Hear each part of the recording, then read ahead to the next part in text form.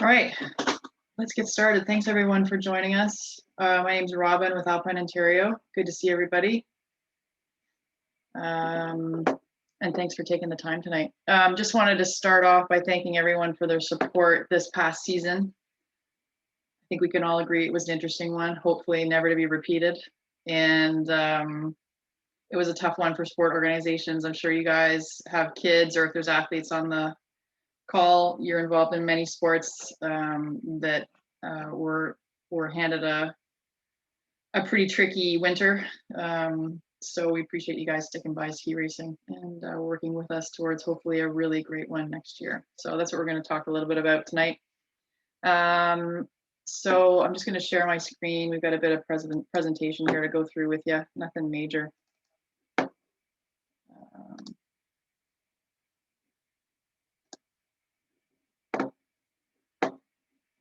You guys see the presentation? Yep. Okay. Perfect. So we're just going to give you a little bit of an introduction to the conditioning program that we emailed you guys about a couple weeks ago, which I'll go through. I'm going to hand it over to Kevin Goslin, who's on the call here, who's going to be operating the high school grade 10 credit for us. So he'll give us a little bit of info on that course. And then Kip's going to go through the summer options as well as the high performance program that we're trying to navigate right now. So that's sort of what the agenda will follow tonight. And then we'll finish off with some questions at the end. I think the chat is open, so if you do want to drop any questions in there as we go, feel free. But if we can keep the majority of everyone just on mute so there's no background noise, so we can just kind of get through this portion and then we can chat about any questions you guys have. So again, thanks so much everyone for joining us. And we'll try and keep this as short as possible, but absolutely have lots of time for questions. So as I mentioned, I'm Robin with Alpine Ontario. I'm the competition director. We've got Bill Reeves on the line, who's the Alpine Ontario executive director. Kip Harrington, who's the executive director. We've got Kip Harrington, who's the high performance director on the call. I introduced Kevin Goslin, who is a coach at Osler, a parent of an athlete on the Ontario ski team, as well as a high school teacher who has been running this high school credit for us for 3 or 4 years. This will be the 4th year, I guess. Hey, Kevin. And I'm not sure if she's on the line, but we've got Sarah Applegarth from Active Life Conditioning on the line as well, who is one of the main stakeholders in running this OCUP conditioning program, which I'll talk to you guys a little bit about now. So this conditioning program was something we started last year with the U16 high performance program when a year ago, or a little over a year ago, the world sort of stopped and we weren't able to operate our high performance program as per usual, where we bring select kids together a couple times over the summer, as well as on snow opportunities. So this sort of virtual online fitness conditioning program started last year out of necessity to engage as many kids as we could and just increase fitness levels over the off season when we couldn't be together, just to prepare everyone for the season. It was a great success. We had some great participation from everyone in the program, and it all resulted in when we were able to get on snow and be together with some great results from a fitness perspective. And as you guys all know, it's such a critical part of ski racing is just being healthy and safe once you do get on the snow to avoid as much injury as possible. So we are going to go ahead with that again this year and have expanded it to the U14 OCUP athletes. So those kids can get a bit of a taste of what it takes to keep fit in the off season, work with your teammates, even though you can't be side by side, but get a really great conditioning program from Active Life Conditioning here in Collingwood. So it's a proven concept already. It worked really well.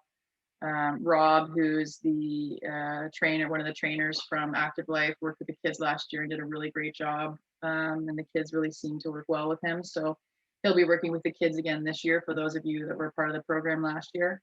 So Active Life, part of the conditioning program is Active Life will put together a periodized plan from mid-May through till mid-November.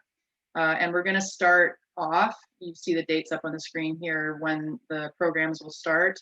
So for the first 5 sessions, they're going to be weekly. And these are the times every Tuesday, Wednesday for the age groups, just so we can get movement patterns down with the kids, make sure that they're doing the work safely at home, and be able to give some really great introductions to a lot of the movements that we're going to be, that Active Life's program for the entire year, the off season. And then once we get to the end of those mid-June sessions, the sessions will be bi-weekly, so every other week through till November. So that's going to be a component of the conditioning program, as well as access to Active Life Conditioning's in-person conditioning camps. They run in July. That is an additional cost on top of the AOA conditioning program. So if that's something you do want to have access to, you can register on their website for that. They've got a couple timeframes they're offering, and some could be sold out, but Sarah can speak to that if she'd like to. We're also going to have some online webinars that we're going to introduce for the athletes in connection with CSIO, Canadian Sport Institute of Ontario. I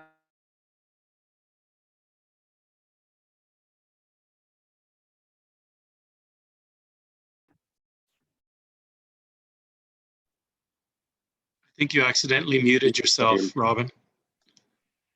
Didn't touch a thing, but anyway, thanks. Sorry. Thanks, Kevin.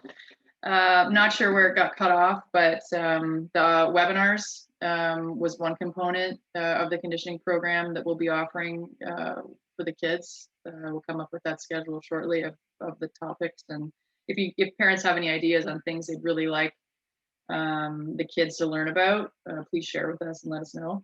And then of course access to this grade 10 credit, which Kevin will talk about here in just a second. So that's the core component of the U14, U16 OCUP conditioning program. It's something we encourage kids to want to participate in if they're tracking towards any high performance programming. So right now the intention is for OCUP athletes.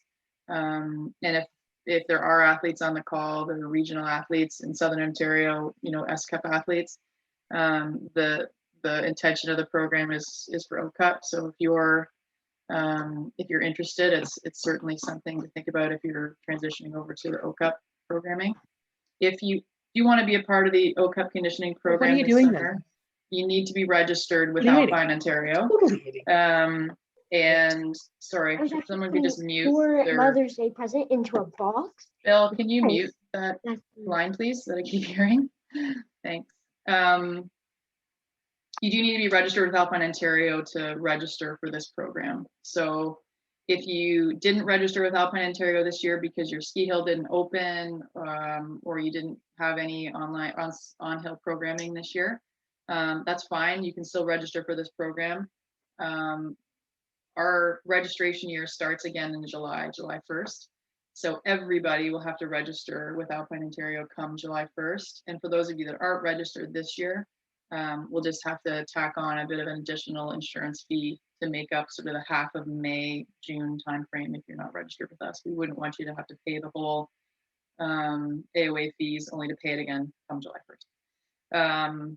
So if anyone has any questions about that, please let me know. But that's the OCUP conditioning program, and we're really excited to be offering it to U14s this year. And we had some really great feedback from the athletes that were involved last year, and looking forward to expanding it to U14 this year. If anyone has any questions in regard to that, they can drop it in the chat, and I'll let Kevin chat. I'm just going to actually jump on here to see if there's anything.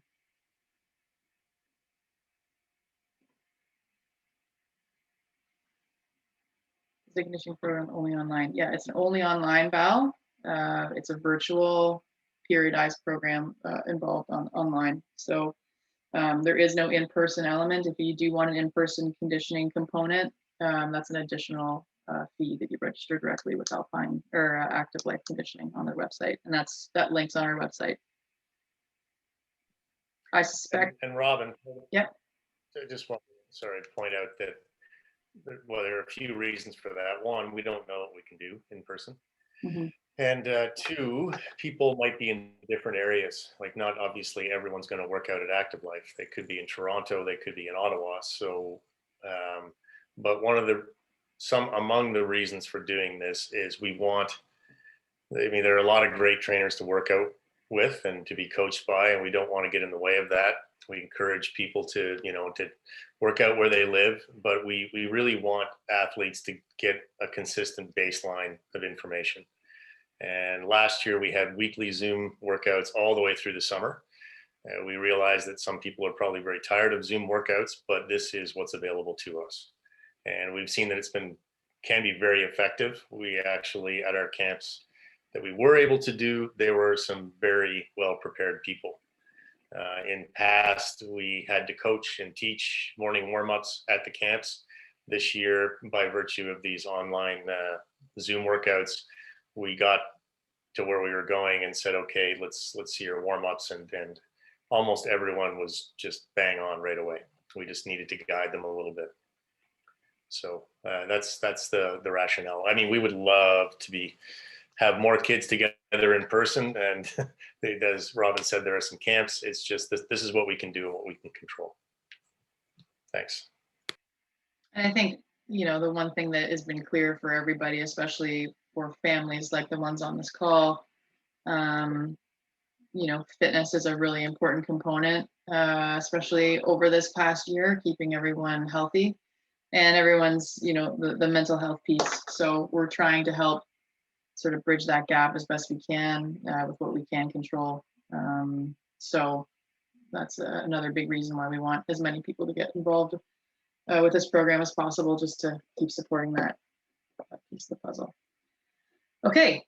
Thanks for that, Kevin. Thanks, Robin.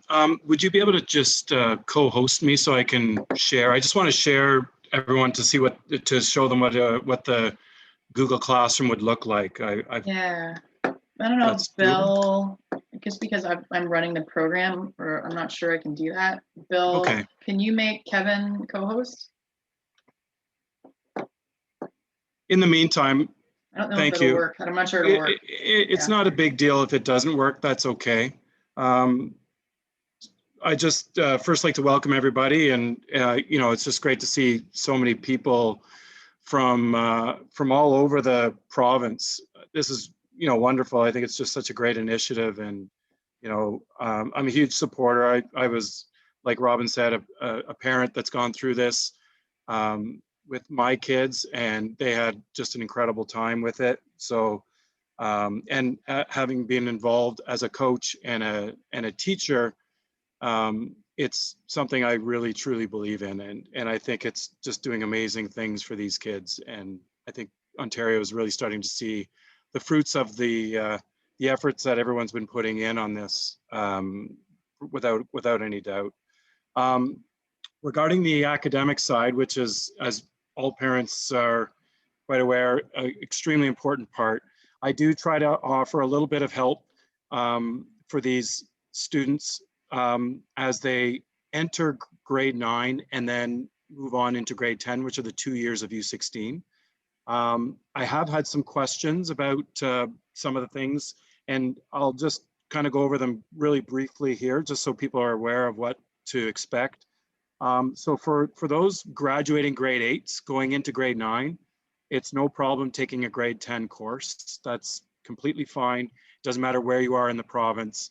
It's a mandatory course that you need for graduation for Ontario. So what I do is I flip back and forth between the grade 10 history course, which I'm doing this summer, and then next year we'll flip back to the grade 10 civics and careers course. So after you come out of this U16 program, you'll have 2 credits, ideally, if that works for you, out of the way, which makes life a little easier as you move on into the FIS age, once you hit 16 and move into grade 11. The course will start probably right around the beginning of May. I don't think I'll start right at the beginning of like 1st of May. It may be middle of next week, because next May starts this weekend. So I would expect probably middle of next week, as I just need to get a few things sorted out. Essentially, I just need to get a few lectures in and recorded so that I can be well ahead of the students. The other question I'm getting from people, is it a Zoom conference? How many hours do they need to put in every week?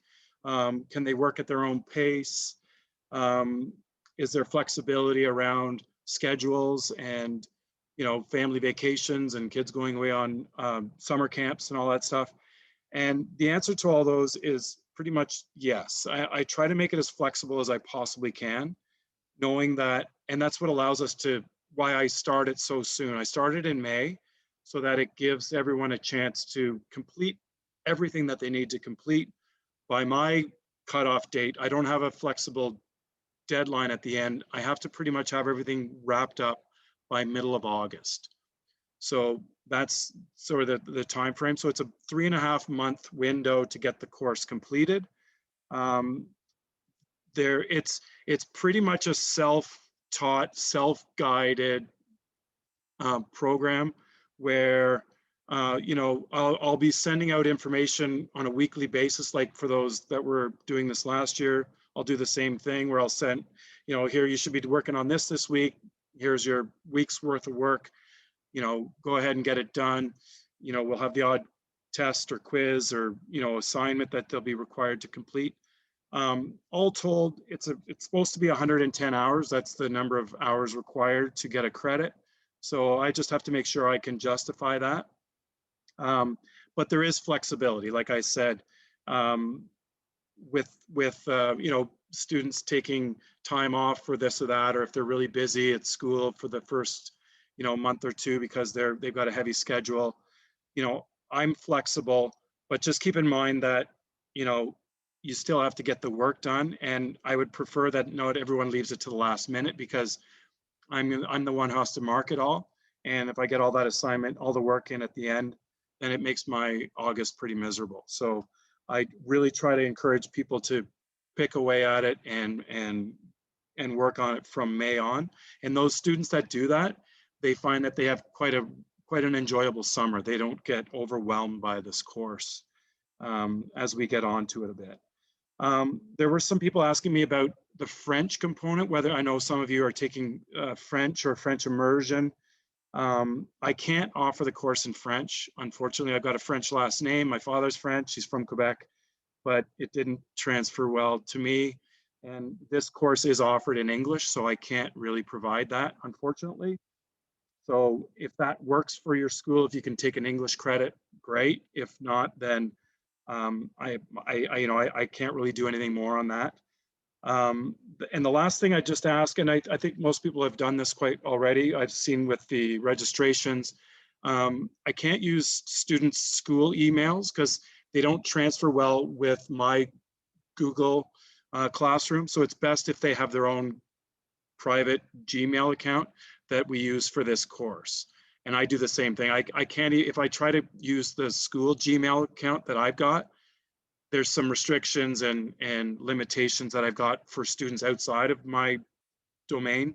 So I just found the easiest way, I started this last year, was I created my own, I have a second email account, and I create a Google account with the kids, and we just work away. That allows me to start the course whenever I feel like it, and I finish the course when I need to get it completed. And I'm not relying on my board to get email accounts, you know, set up for the kids and all that stuff, which in the past has created quite a bit of a headache. So I've been able to avoid all those, work out the kinks in the last 3 years. This will be the 4th year, like Robin said. And, it works really well. But as a parent, please, you know your kids best when it comes to academics. And I know it's been a tricky year. It's been tough with the amount of online stuff that they're being asked to do. But this really does make a difference for them when it comes to their skiing career. So I would ask your assistance with me to try to help to make sure that your children are doing their work. it's really hard for me to chase kids down. We're at almost 40 kids right now signed up for it. So that just adds a lot of extra work for me if I'm chasing kids to try to make sure they get their work done. So parents, I'm going to put that back on your plate if that's okay. All right, but unless anyone has any questions, that's pretty much what I wanted to get across tonight. I'm happy to answer any questions as they come up. I'm not sure, I haven't been monitoring the chat room. Yeah, I made you co-host too, Kevin. So if you Oh, wanted, you did? Okay, if you wanted great. to share your screen, feel free. Okay. While you This get will that started, I will mention that. Thank you. So the fee for the high school course is sort of spread out between the conditioning program as well as the high performance program. The intention was that the course be available to the high performance athletes first, but we haven't started that process yet, so we open it up to everybody. So the price is sort of spread amongst the two. So that's how we're giving a little bit of per diem to Kevin for that. Go ahead, Kevin. Thank you. Okay, thanks. Yeah, so this is essentially what the course will look like. Something very similar to this.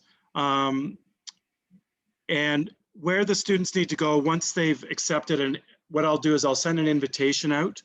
And if they're familiar with Google Classroom, then it should be pretty standard. It should be quite comfortable and familiar to them. But all I'm going to do is send them an email. They have to check that email, accept the link, or accept the invitation, and then they come into the classroom. And then it'll look something like this. So on the left side, you've got your kind of table of contents. And then on the right down the middle under classwork, you'll see if I need to contact anybody or if anybody wants to touch base with me about questions, then we can do a Zoom. I've got a link there that's ready anytime they need it. There's our course outline, a little greeting from me. There's a textbook that I've provided for them online. And then essentially we just get into the introduction, like, what is history, all that stuff. So it's all in here. Usually it's through Microsoft Word or PowerPoint.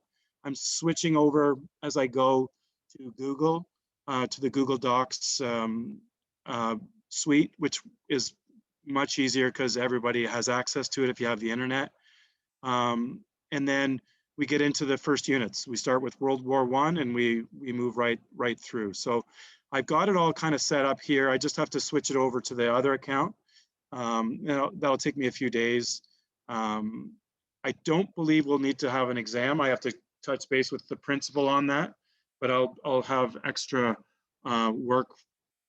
We'll have enough work to be able to accommodate the students and to be able to get them the marks and the credits that they need. Okay, so that I just wanted to show you that a little bit just to see what it looks like. It's quite easy to manage, quite easy to navigate. It's everything that you need is pretty much right there. So that makes it really simple for the students. And the beauty is, like, as long as they have internet connection, they can be anywhere and working on it. So I try to keep it as flexible as possible.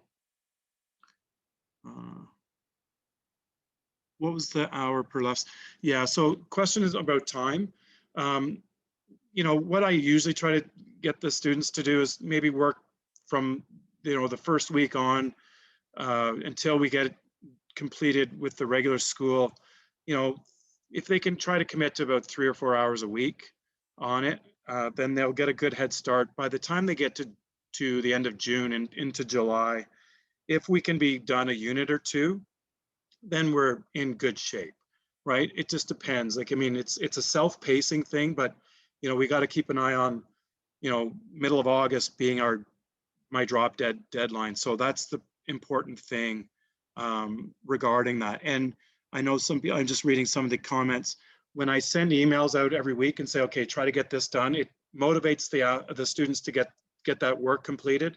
Then it paces them along quite well. Not everybody can follow along with that, and that's fine, but you just don't want it to get too overwhelming at the end. So every lesson's different is really the answer to the question about how long they are. regarding the each individual lesson. So I just kind of go with what I do. Okay, so I think that's about all I had, Robin. Thank you. If anyone else has any other questions, feel free to blurt them out. I'm trying to read the chat. Yeah, there's the one same question time. about what the course code or credit code is. Oh, okay, so the course credit code it's right up here at the top. It's CHC 2D. So it's an academic grade 10 Canadian history course. CHC2D. I just dropped that in the chat. Thank you. Okay, great. If you want to stop sharing your screen I will there, stop Kevin, that'd be sharing. Yeah, great. it's all yours.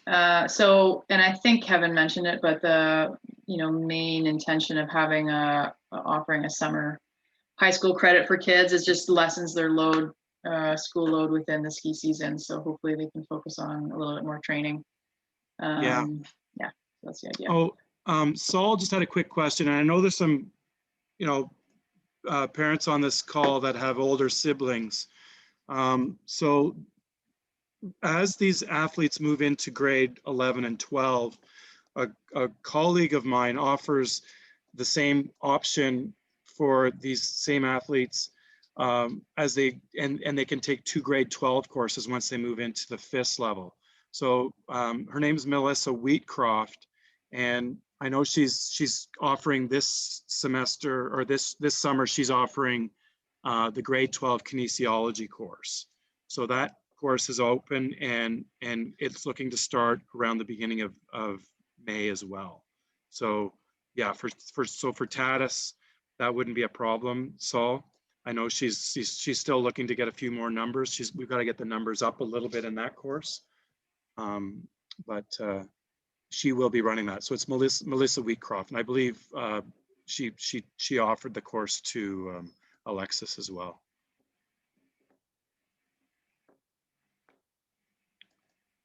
Great, thanks, Kevin. Thank you. The lessons are actually videos of Kevin teaching the topic. No. Some of them are about, Some of them yeah. are. I found if I do it every time, they get a little stale and they get a little tired of hearing my voice. So I do put some I put some lessons in there. I do some lectures, but I can't do them all. I'll do what I can. That's great, Kevin. I know it's been an awesome value for families thus far, so we appreciate the effort you take in helping the kids. And Kevin has been on snow with these kids in the summer as well, so that's always helped. And also at most of the active life conditioning camps as well. So there are the potential for some in-person components as well for throughout the season. Thanks so much, Kevin. You're welcome. My pleasure. Okay, so Kip is going to chat with us about the U16 high performance program and what some of our plans are for this summer. Thank you. Thanks, everyone. Thanks, Kevin. Thanks, Robin. Thanks for joining, folks. So for those of you, I do see some familiar names and faces, but for those of you that are new, just to recap about why we do this. This is the 5th year of the program, and it's been, we're trying to build on some excellent work that's been done in the past several years. Obviously, this past year presented some significant challenges, but the goal is to put the best racers together and with the best coaches to give them more time on snow and try to bring them up their days on snow in line with what's recommended in the Alpine Canada's long-term athlete development plan for athletes in a competitive stream to improve fitness levels and just generally improve skill, motivation, and performance, and also to graduate better prepared athletes to FIS. Not all of you may want your kids to go into FIS, but for those that are thinking in that direction, one thing that we found is bringing the kids out of their clubs and putting them together in different environments has gone a long way to making them more comfortable moving on to different teams and FIS programs. But generally, the year by year, the level of the athletes just gets better and better, and and our ability to deliver the program gets better and better. We saw this past year, like I said, the kids really, they showed up ready, which was terrific. And just it's not necessarily that they're better skiers than in the years past, but I think that the consistency of the technical feedback, just by virtue of coaches being involved in the program, kids being involved in the program, reports going back to kids and coaches, even if their coach wasn't at the camp, is just over time really developing a more consistent message and method of coaching. And we're pretty happy with the way it's going. Obviously, as I said, this past season presented significant challenges. We opened the conditioning to a lot of kids. Typically, it's for the top 10 boys and girls. There's 5 first years, 5 second years of each gender. And then our ability to offer different camps also allowed us to expand that number a little bit, so we were able to include more racers. This past season, we offered the conditioning to even more kids, and our thinking was, well, speaking with a lot of parents, like all sports were canceled, they couldn't do anything, and this was something we wanted to do to try to offer to as many kids as possible. And we offered it to more kids than we would have been able to get on snow, probably even if it was a normal year. But I think, obviously in the end, we were only able to bring 20 kids to a ski camp, and a lot of kids were disappointed, and that is not our intention at all. And moving forward, so next slide, please. We still have the same challenges, not exactly the same, but some a little better. There's some known quantities. We're getting used to knowing what we need to do to try to travel safely, mitigate the risks. But then there are all sorts of new questions. And some of the new questions are, the requirement for quarantine returning to Canada, or potential requirement for hotel quarantine returning to Canada. So we will absolutely be trying to get kids on snow, and we'll be getting as many as possible on snow. However, we also need to understand that as soon as we leave the country, right now the requirement is for people to stay in hotels. We have seen that unaccompanied minors may be able to go straight home, but we do not know if we arrive at the border with 20 kids, if they all get to go straight home, if they have been accompanied by a guardian. And so, one of our concerns, which I think is valid, is that what does it look like for 20 kids to go to a hotel where adults don't have access to go and check on them and that sort of thing? So we will definitely be trying to run camps. I know that there are other programs that are planning to run camps, and I think that's great. And don't discourage anyone from doing that. It's just we need to understand that anyone, any program, any team planning to take kids out of the country will be having to answer these same questions. Will we be required to have vaccines? This idea of a vaccine passport is bandied around. So for all of these reasons, we are planning on getting as many kids on snow as possible, possibly up to 10 first year and 10 second year of each gender. But we obviously will need to keep an eye on everything that's going on. We also, one of the reasons we wanted to expand the conditioning to make it available to all kids in OCUP is it's online, and why not? We want to try to do as much as we can for everyone, but we also need to understand that anyone wanting to go to a camp needs to do this. And some of the reasons for that is we need to know the kids a little bit. We need to know they're prepared. We need to know that they can organize themselves and commit to things. Because traveling in the world right now is not super straightforward. This past season, we required parents to go. I don't think we really don't want a scenario where we require parents to travel outside the country with their kids to be able to go to ski camp. So we need to make sure that kids are prepared and can handle it. right now we're looking at different options. We feel at this point that Switzerland is probably our best option, but we will definitely keep an iron in a few fires. But the reason that we are focused on Switzerland is that we've sent athletes there before during the pandemic. We know that the Swiss are generally very serious and organized people and take, mitigation strategies seriously. We know they have a great healthcare system. We know that testing and clinics are readily available. And also we know that in the summer, in terms of Europe at least, it's the best quality training. There are other places and options like France. What I know about France is that the Quebec team went there last summer. There really weren't any mitigation things, I'm sure, strategies. Once people got to the gondola, it was just a dog's breakfast and everyone was all over the place. So we are considering that, but yeah, we're leaning towards Switzerland. And Chile is also a dark horse because they're vaccinating like very aggressively. But also, I've been in touch with the resort owners down there. We're not sure if quarantine would be required going in, which of course would be prohibitive.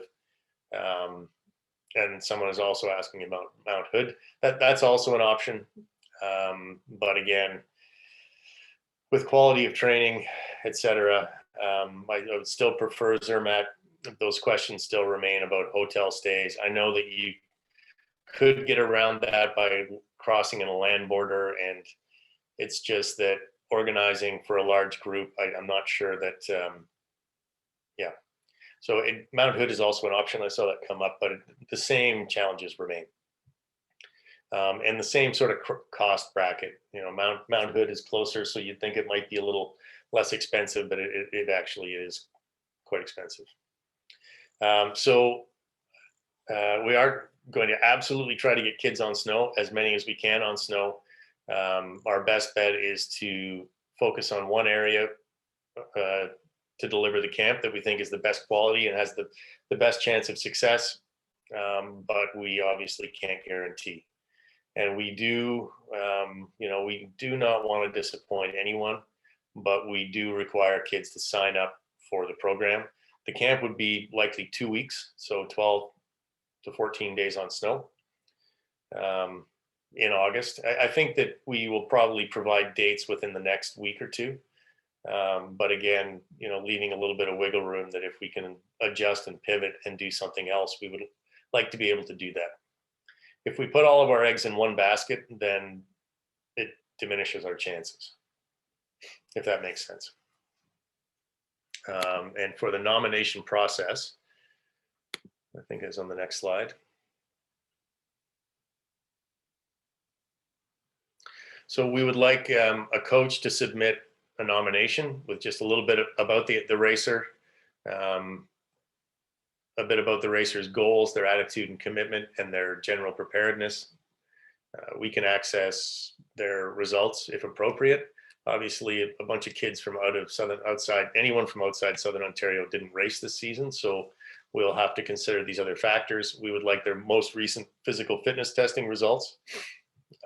And we will put together a small committee with a few coaches from the community, probably a board member and myself. And likely we would need at least one person from, divisions outside of Southern Ontario.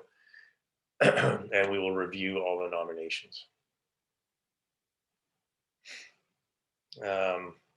So our timelines are, you can review the content online. We'd like all the nominations in by May 14. May 21, we'll communicate the selections. May, as mentioned, the school course begins. The O-Cup conditioning programs begin May 18, 19. We would like to run some form of fitness testing, but we'll see what we can do, whether we organize testing in different regions, but we'll see. In July, we'll be running 2 conditioning camps for both U16 and U14 on those dates. We really strongly recommend that if anyone is going to the ski camps, they come. to those, because we would like to get to know them. Also understanding that if there are candidates from out of division, that might not be possible, but bringing the kids together to work together, for the coaches to meet them, for me to meet them, I think is very, very important before trying to travel outside the country with them at this time. And then August camps, we will let you know very soon. And we are also planning on running November camps with dates and locations to be confirmed. So we know there's a lot of, we would like everyone to do this with no guarantee of providing something, but it's the best we can do. We really, and I would like to think that if an athlete wants to get ahead, whether they get to go to a camp or not get to go to a camp, they need to do this stuff anyway. They need to try to get fit. They need to try to do whatever they can. And so, yeah, we're trying to do everything we can.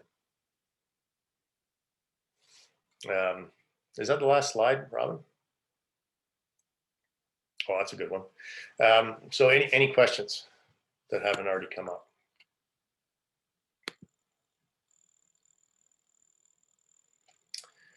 Any plans for U14 HP or HPP Light? Not this year, not from us. Basically, two things. On the U14s, I think, I don't know if we would call it high performance, but in future, we would love to start offering development camps and set up coaches to do that. I think as we've just been through, it's very challenging to bring kids out of the country. We're really going to try, and I just really question the appropriacy of us trying to bring big groups outside of the country. And then HPP Light, that is, I would say, is something for the clubs. You know, one of the reasons we started this was to bring the best athletes together. It's not precluding clubs from running programs. We really, you know, have limited staff, and we really, for this purpose, are focused on the best athletes at U16. As it is, we're trying to cast as big a net as we can, and it is for the committed racers.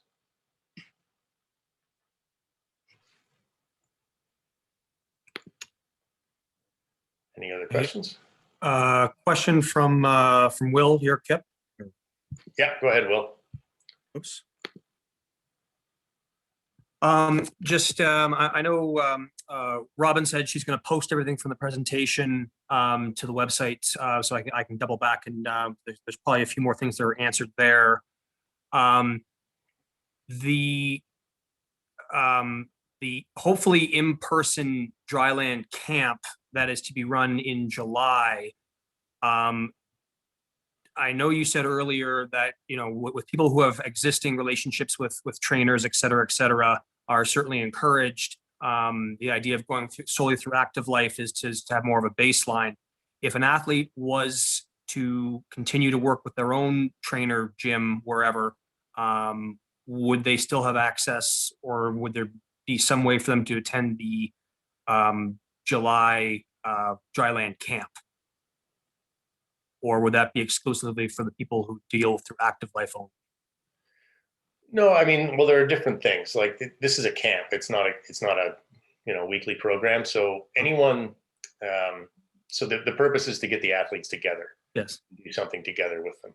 So, I mean, I think we need to consider things on a case by case basis. You know, there might be somebody that's you know, an elite tennis player or something, and they can't do it because, you know, so if there's some sort of equivalency, then, you know, I think we would review that on a case by case basis. But the point is to bring them together and work with them together. So I would really encourage that. Yep. Okay.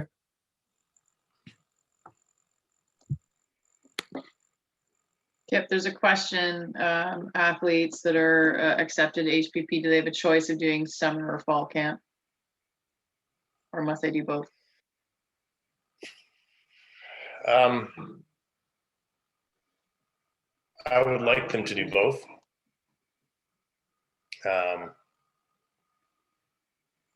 That's a great question. I'll have to think about that. I mean, I think it might be an option, because, you know, we're not going to force someone to travel outside the country at this time. if they are uncomfortable with it, largely due to COVID. I mean, definitely the intention of the program is to get kids enough days on snow where, it makes a significant impact in their performance. And if kids, are doing both camps, probably they will arrive at the fall camp much better prepared. Yeah, I would like to see kids do both. Yeah, we'll have to see. So kids that participated in HPP last year, do they need to reapply for this year? My answer would be yes. Yeah, well, otherwise we have no way of knowing who's for sure interested. Yeah. For starters.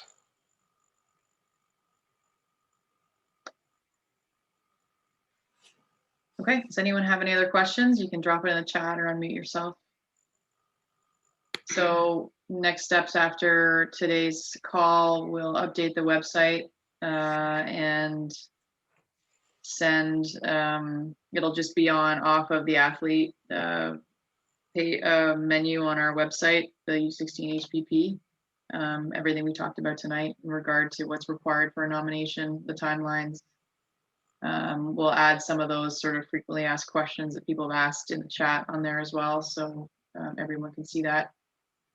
So the 14th of May, 14th of May is when nominations for the HPP will be required. Any consideration for a June, July camp? That is a situation, but I'm going to have to say it's probably unlikely based on a variety of requirements.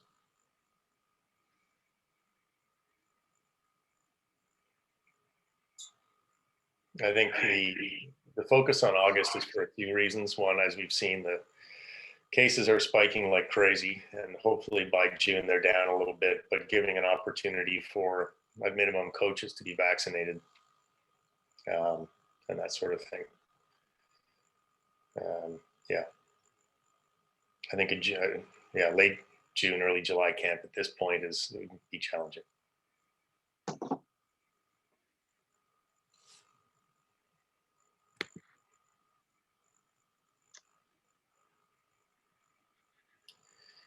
That's a great question. Yeah, at this point, we honestly we have not haven't made it that far. I hadn't thought about that.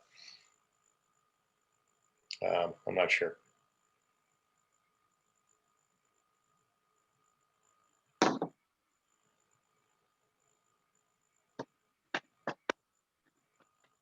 Okay, so anyone have any other questions?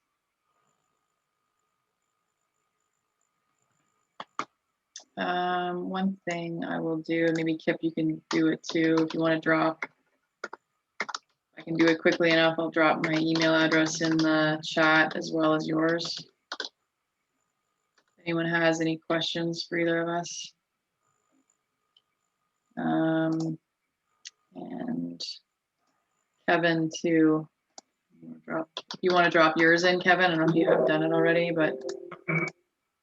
I just wanted to make one other quick point, Robin, regarding the course. I know some of the parents were kind of waiting a little bit before they put the registration in. And if I could ask people to sort of move that along a little bit quicker now so that I can have an idea how many students I'm going to be managing. I was up to 38 as of before the call, students enrolled.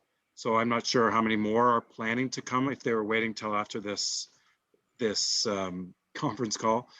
But I just have to be able to have a good handle on what the numbers will be like so that I can plan my summer a bit as well. Oh, thank you. You put it in there.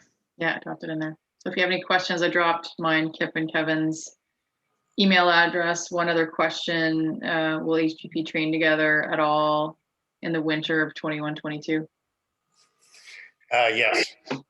So this is a good question. So we'll see what we can do through the winter. For sure, they're, in the Southern Ontario area, the escarpment, we do run periodic training sessions.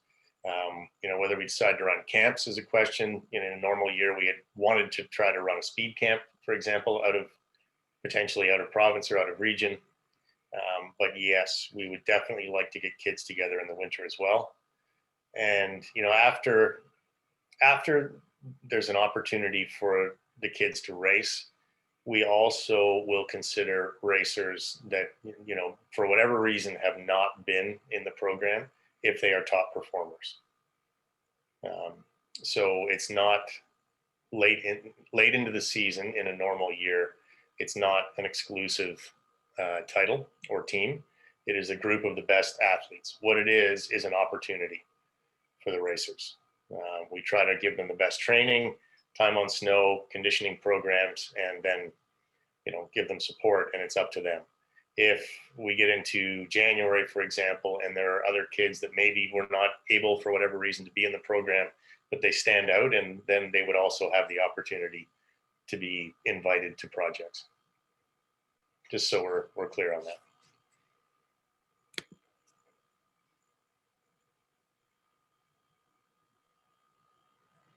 Any other questions?